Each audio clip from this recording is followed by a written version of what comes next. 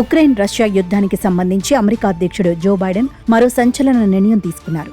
అగ్రరాజ్యం అధ్యక్షుడిగా త్వరలోనే డొనాల్డ్ ట్రంప్ ప్రమాణ స్వీకారం చేయనుండటంతో ఉక్రెయిన్కు భారీ సాయాన్ని అందించేందుకు సిద్ధమయ్యారు. తాజాగా ఉక్రెయిన్కు దీర్ఘకాలంలో దాదాపు $1 బిలియన్ అంటే భారత కరెన్సీలో 8.4 వేల కోట్లు సాయం చేస్తామని ప్రకటించారు. వీటితో పాటు ఇప్పటికే అమెరికా కాంగ్రెస్ ఆమోదముద్ర వేసిన ప్యాకేజీల మొత్తాన్ని ట్రంప్ కార్యవర్గం అధికారం చేపట్టకముందే కీవ్కు అందజేసేందుకు తొందరపడుతున్నారు.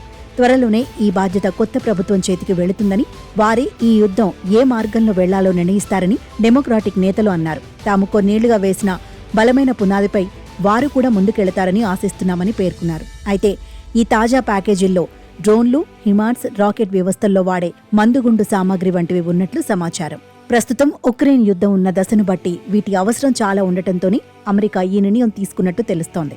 ఈ క్రమంలోనే భవిష్యత్తులో యుద్ధాన్ని దృష్టిలో పెట్టుకుని ఈ ఆయుధ సామాగ్రి అందజేస్తున్నామని అమెరికా స్పష్టం చేసింది. అయితే ఇప్పటికే $725 మిలియన్ ప్యాకేజీని ఇటీవలే ప్రకటించారు. తాజాగా దానికి అదనంగా $988 మిలియన్ సామాగ్రిని ఇస్తామని బైడెన్ కార్యవర్గం ఉక్రెయిన్కు హామీ ఇచ్చింది. 2 ఏళ్లుగా జరుగుతున్న భీకర యుద్ధంలో అమెరికా నుంచి కీవ్కు ఇప్పటి వరకు $62 బిలియన్ ఆయుధాలు, ఇతర సాయం అందించారు. మరోవైపు ఇటీవలి ఉక్రెయిన్పై రష్యా దాడులను గణనీయంగా పెంచింది.